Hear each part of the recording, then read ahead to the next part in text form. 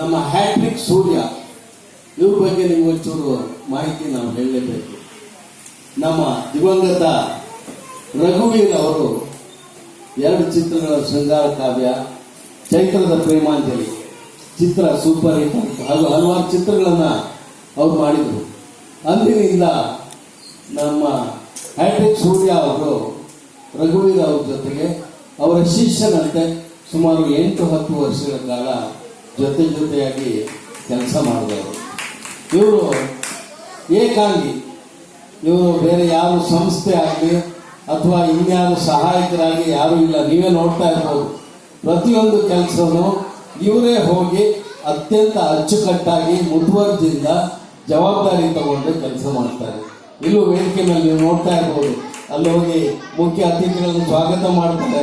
ಹಾಗೆ ಅಲ್ಲಿ ಬಂದು ನೆಕ್ಸ್ಟ್ ನಿಮ್ಮದು ಪ್ರೋಗ್ರಾಮು ಅಂತ ಹೇಳ್ತಾರೆ.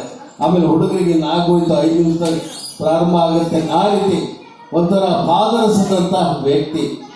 ಈ ಒಂದು ವ್ಯಕ್ತಿ ಗುರುಗಳಿಗೆ ಯಾವ ರೀತಿ ಗೌರವ ಸಲ್ಲಿಸಬೇಕು ಅಂತ ಒಂದು ಕಾರಣಕ್ಕೋಸ್ಕರ ಹಲವಾರು ಕಾರ್ಯಕ್ರಮಗಳನ್ನ ಪ್ರತಿ ವರ್ಷನೂ ಹಮ್ಮಿಕೊಂಡು ಅತ್ಯಂತ ಯಶಸ್ವಿಯಾಗಿ ಕಾರ್ಯಕ್ರಮಗಳನ್ನು ನಿರ್ವಹಣೆ ಮಾಡ್ತಾರೆ.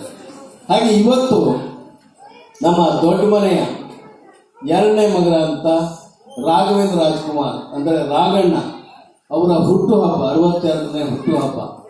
ಅವರ ಹುಟ್ಟುಹಬ್ಬದ ಸಲುವಾಗಿ ಈ ಕಾರ್ಯಕ್ರಮವನ್ನು ಇವತ್ತು ಮೀಸಲಾಗಿಟ್ಟಿದ್ದಾರೆ.